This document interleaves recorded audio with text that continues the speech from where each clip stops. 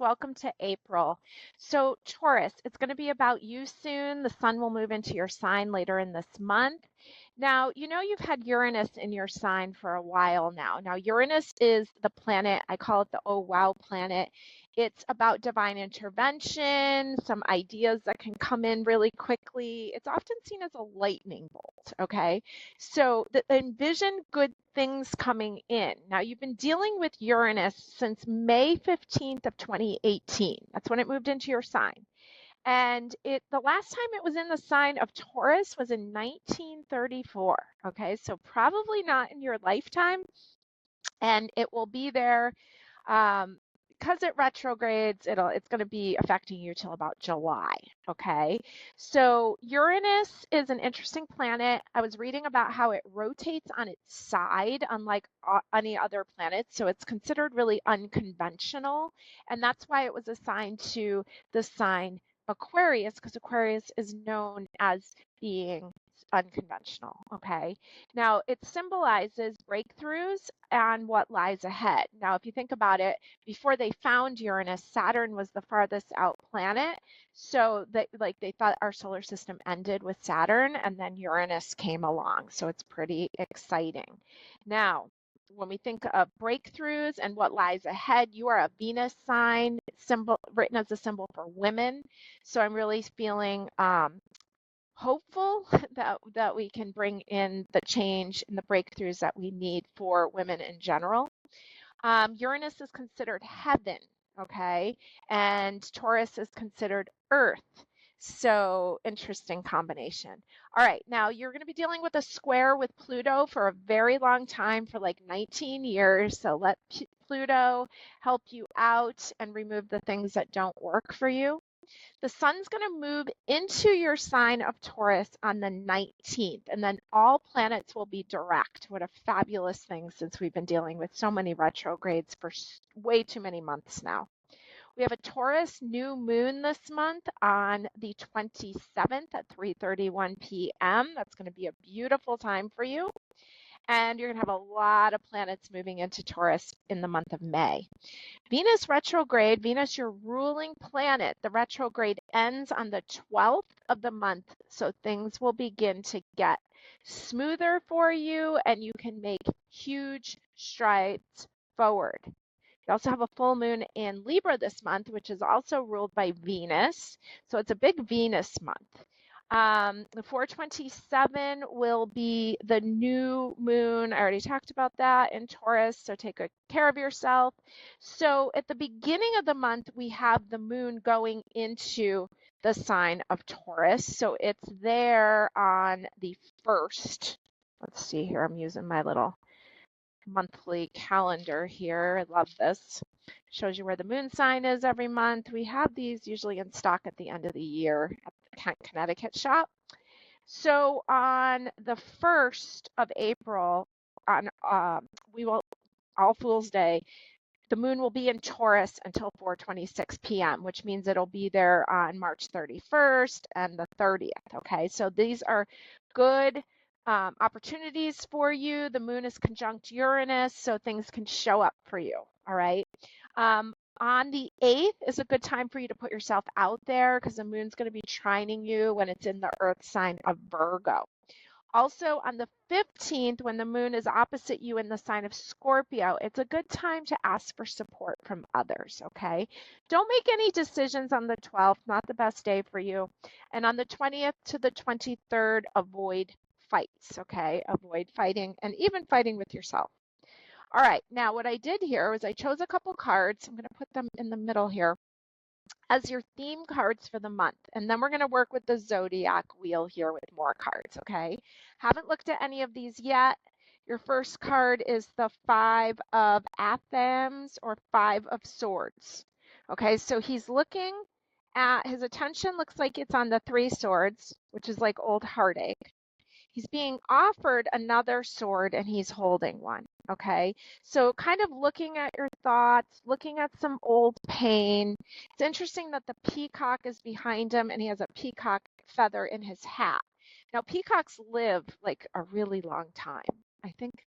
I want to say it's like 80 years. And so there's a lifespan here, and we're talking about old thoughts. So you could have some really old thoughts that are still bothering you. Okay, they're coming up now for you to deal with. Now, your next card is the World card. And this is an atoll, which is basically like some living, like a living being under the water, and then it comes up and it surfaces and it looks like land, and it looks like it's like new land that just showed up, but it's really been growing for a very long time. So the World card shows me that there's endings coming in, and it's successful endings. So it's really nice that whatever's old stuff that's going on, you're dealing with it, getting some closure. That's a good thing. Now, the King of Swords shows up here, the eagle from the animal totem deck. And so he is an air king. He's not so warm and fuzzy, more logical. Okay, he's flown up to a very high place so he can see clearly, like how he's holding his little crown there. So the King of Swords, the air king, so there may be some big business opportunities coming in. And you also may just need some alone time, a different viewpoint so that you can really understand and see things clearly. Think of an eagle, even though this is an air card, eagles are associated with the sign Scorpio. So there's a lot of intensity, power. There may be some big monies involved in this. And I think there's some good stuff. You just got to make sure that you've released some of this old, okay? Now, here is an oracle card for you from the Beltane Oracle, because it's Beltane month this month. Basically, fertility, rites of passage kind of thing, pagan holiday, celebrating the goddess and the god. And speaking of gods, you got the sun god. And it says, come all, come now, expand into the skies and into the shadows below. All right, so you've got some sun, the sun god showing up for you, asking you to expand. So I think you're going to have a lot of business expansion is what I'm getting from it, but you have to let go of some of the old pain. Now I chose one Osho Zen Tarot to represent, we're going to put it in the middle to represent how you're going to feel this month. And we've got the Courage card. And this technically would be the Strength card, okay? Because this is a tarot deck. I just use it as an oracle. So the Courage, so strength, and it's sprouting up. And it looks like it's not the easiest ground to be sprouting up out of, yet it is, okay? So I have the Courage to shine your light. There's a lot of sunshine, yellow light coming from that. You got the sun god over there. All right, so we're using the zodiac wheel. We're using a couple different decks, and we are looking to see what you need to know, Taurus, this beautiful month of April. All right, great. So let's see what you need to know here, starting off in the first house, Aries house, the house of I am, your public image, and we have the Six of Pentacles here with this little hen, kind of like nitpicking on her pentacle there. Okay, Six of Pentacles is usually a financial exchange going on, all right? This kind of has Virgo vibes to it because Virgo definitely can nitpick through the details, okay? So she's pushing around that pentacle. So we see some financial transaction going on there. Now, the second house is Taurus's house. It's your house. It's the house of money. But really, it's the house of the body and all the adornments of the body. It's a Venus house, so it rules relationships also. And you've got the Knight of Athens, which is the Knight of Swords, and he is rearing forward, okay? Going for it, moving forward, full speed ahead. Now, third house, Gemini's house, is the house of communication, but it also has themes of the people around you because it has to do with your environment. You have the Wheel of Fortune here. And so we've got this major arcana, the strongest card on the table. Well, really, strength and the wheel are both major arcanas. And you did have the world up there also. The Wheel of Fortune is a Sagittarius card, and it shows that things are in motion, okay? And you may be doing some traveling because this is your local community and you're kind of on this wheel. Maybe you have been very social in your local community. Maybe you have business taking place in the community and it's really in motion, okay? Now we go into the fourth house, which is the house of the home. It's the root chakra. It's your family life, how you nurture yourself. It's the home of the moon, okay? And you have the Nine of Swords here. Now, this is traditionally called the insomnia card. The cat's kind of hissing at you down there. Doesn't look like you're getting the best rest, okay? It may be that you're not even home because you got the Wheel of Fortune next to it. Maybe you're on the road. Maybe you're away from home, but your quality of sleep is not very high here, okay? So we know that that can become an energy leak, and we know that you need more rest. Now we go into the fifth house, which is the house of creativity. It's the house of romance. And, you know, they say it's a house of children too. I didn't like that romance and children were put in the same house, but I think it's because children are so joyful. And so we have the magician here. So love this card. They use this on the box for this deck, Animal Totem. This is Scorpio energy. Some people call this a Gemini card. Can sometimes be considered the trickster, okay, the magician. But I also think of him as the alchemist, that he has all the elements to make magic happen. So you've got a strong card here in the fifth house, especially if you're dating. Be careful, people not always being honest, but you have the power right there. You have all the elements that you need to create the magic that you're looking for, okay, in the house of fun. Now we go into Virgo's house. This is the house of like your day job, your health, your routines, your habits, your contribution to society. And the Page of Athens, I think that's called Athens. This is the Page of Swords. And she's got her book out, she's got her sword out, she's practicing, she's got her owl in the background. It's a full moon. So she's definitely got intention and she's working with intention. Let's put it that way. So you may be stepping your toe into new waters. You may be trying some new things. Maybe you're like, you know, on YouTube trying to figure out how to do something. I swear YouTube's like our greatest teacher these days. We can figure out how to do anything. So she's out there just trying to show up in a new way. And it's swords, so it's a lot about like speaking up, expressing out. Now, the seventh house is Libra's house of relationships and legal matters, and we have the Two of Fire, bee balm. So it's great to see a two in the house of relationships, fire, passion, bee balm, which I don't know a lot about bee balm. Let me just take a little quick peek here. I got the book right here. So Two of Fire, bee balm harnesses the power of desire, embraces creativity with confidence, courageously step towards the heat. So it says, let's see, bee balm. Let's see, what can I tell you here? Bee balm brings bees, butterflies, and hummingbirds to the garden. Planting bee balm stirs activity in the area, igniting growth by shaping a diverse ecosystem. When making decisions, take a creative approach, be original, and open to alternative ideas. Spicy bee balm remedies heal with a kick. Walk with flames of passion under your feet. Through excitement and fear, though excitement and fear may charge your actions, be confident about what must be done. All right, and then you had courage in the middle. So be confident about what needs to be done in your relationships. Bee balm. Okay, beautiful. Eighth house, Scorpio's house. Taxes, sex, and death. Joint finances, other people's money, combined monies, power, okay? Transformation and change. You've got the Chariot here. This is the plant cedar, okay? So you got a major arcana up here in Scorpio's house. So far you've had major arcanas in Gemini's house, third house, Leo's house, the fifth house, and the seventh house, the Chariot. Okay, let's see what the book says about cedar. Okay, it says move forward with confidence, keep getting confidence. Be disciplined yet flexible in your pursuits, embody the journey. Cedar is both a spiritual vessel used in sacred ceremony and a literal vessel when it is used for making canoes. Like strong, flexible cedar roots finding their way through the forest, be determined and optimistic.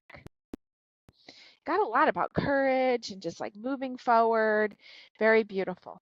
All right, now remember the Chariot moves forward, trusting feeling. Okay, so allowing feeling to prompt you forward in this watery house of Scorpio where you're intuition is going to guide you forward. Now, the ninth house is Sagittarius's house of the higher mind, foreign travel, publishing, teaching, being a student, and it has religion themes. You got the harmony card here. So this is card number 10, and it says harmony, and it's beautiful with these dolphins, and it looks like he's just meditating and feeling good and connecting higher. Love to see that. Now we move into the 10th house, Scorpio's house, the house of your career and your reputation. It's the house of fame and awards. It's the house of your long-term standing in the world. And you've got the Magician again. So this is your second time getting the Magician. First time was in the 5th house, Leo's house, and now you've got it in the 10th house. So it looks like, and I love this version here, this is from the Witch's Garden. You can see it back there on the cover of the deck. So the Magician and then this beautiful harmony card are right up at the top of the chart, reigning over it. You've got double magicians here. So the 5th house of fun and the 10th house of work. So you have the power here to, change this the way that you need to so you have the balance that you need. Be careful about people in the workplace being underhanded or tricky, or trust your gut feeling. Now, as we go into the 11th house, Aquarius's house of friends, it's your social life, it's your goals and hopes and dreams. Okay, so you got the star card that is an Aquarius card in Aquarius's house. How good is that? Okay, major arcana. She looks like she's a fairy and she's pouring the water out, pouring the emotions out that don't serve her. Okay, so we see that your 11th house is really activated with Aquarian energy, a major arcana, so you can really go for your goals. Okay, you got some helpers here. Now, the 12th house is Pisces' house. It's the house of retreating back, of resting, of breaking old patterns. It's a house of secrets and karma. And you have the Ace of Wands. So you're showing up, okay? You've got the wand there. You're taking some control. You're making some moves. You're breaking some old cycles. There's fresh energy there. It's almost visible in a house that's very cloudy, 12th house.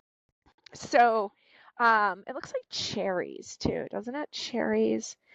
Almost like, I don't know if this wand was made out of like cherry wood. Okay, so there's a lot, it's like activating energy there in that 12th house, which is usually like a quieter house.